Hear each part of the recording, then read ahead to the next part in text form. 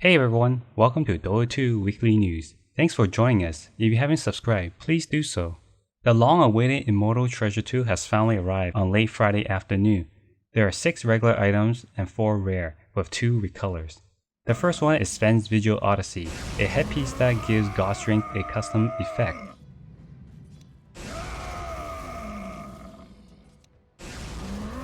The second item is Magnus, Eyes of Ardennar, a headpiece that will give reverse polarity custom effects.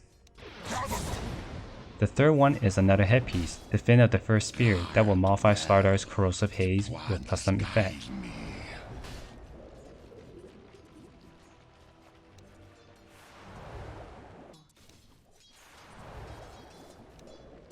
Your armor melts away.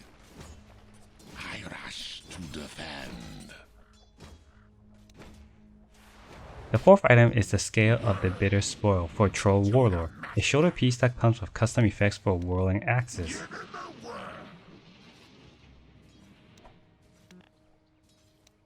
Go for my armor. Axes fly. Don't cross my path.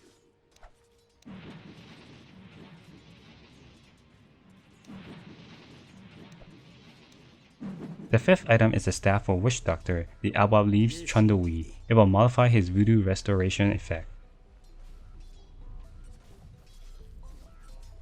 This should be interesting.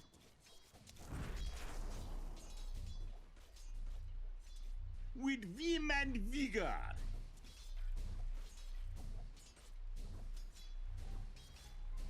Here I come. The last item is a Shield for Silencer, aspect of the Auxilia, that will modify his Arcane Curse skill.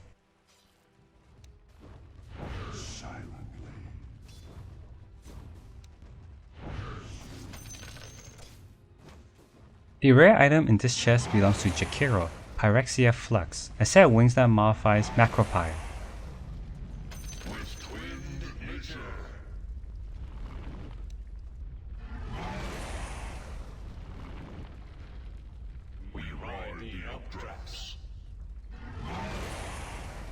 The ultra rare item is for Ursa, Dipper the Destroyer, that modifies his Earth Shock skill, and it also comes with a tiny Ursa on his back.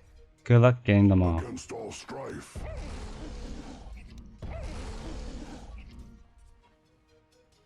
We fight as one.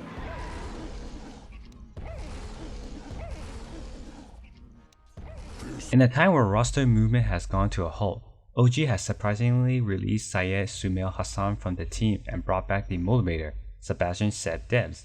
SumaiL's run with OG wasn't spectacular, mostly due to the pandemic, and he had to play majority of the games on a high ping. His best finish was 2nd place at the Blast Bounty Hunt and 2nd place at ESL 1 LA Online Tournament. There are many speculations on his departure. One could be the travel restriction imposed by the EU on the US. Another one is fans jumping back on his ego, not working well with the team. We'll probably never know the reason, but any team that picks him up will dramatically get better. There are rumors when EG starts playing in the EU tournaments, they will need a stand-in. We'll just have to wait and find out. Ninjas in Pyjamas also made a roster movement and replaced Akbar Soneko Butev. EG's support player Andreas Crit Nielsen will stand in for their next tournament.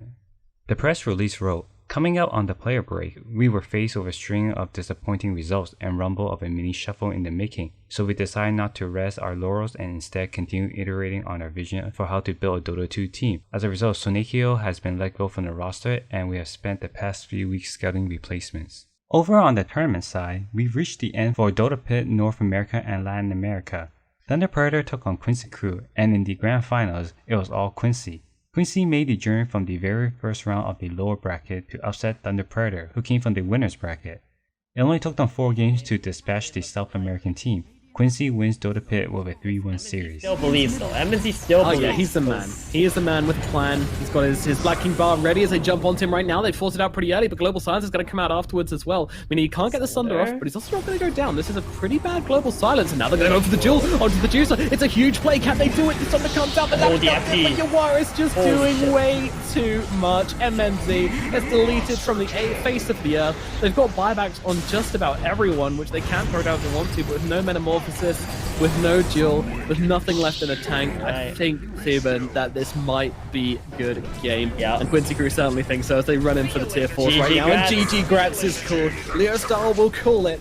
And the tournament will go to Quincy Crew. They'll be your champions at the OGA Dota Pits, NA and Latin America tournaments. It's been an absolute blast, but Quincy Crew will be your victors in this best of 5. Commiserations, Thunder Predator. In the Great American Rivalry, we're just days away from the end of the group stages. The great thing is, from top to bottom, anything can change with a win or a loss.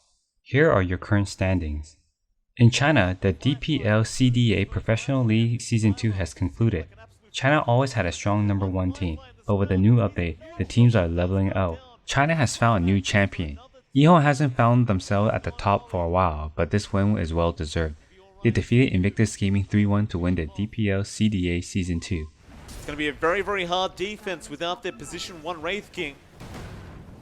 Ehome, they are 1 racks away from getting Megas. IG going to try their hearts out for this defense, but the Hex comes out. JT, he cannot afford to die, but he has no choice in the matter. He's gone. Nemo, he's going to jump in. This could be the final team fight. He does get Y, but he just explodes. Ollie, yeah, he's been caught up, but nothing to say. They call it. GG has been called, and Ehome, after 4 games in this grand final, do manage to pull off the DPL CDA Season 2. They are your first place winners. Congratulations to them. That was an amazing game to close out IG. They had a lot of... Over in Europe, Dota Pit is about to begin. Team Nigma received some bad news. Captain Kuroki Salahi Takasomi has suffered an arm injury and will be sitting out as he goes through therapy. The stand-in will be their coach. Roman RMN Palais will be playing position 5. Thanks for watching, subscribe and share. As always, stay safe.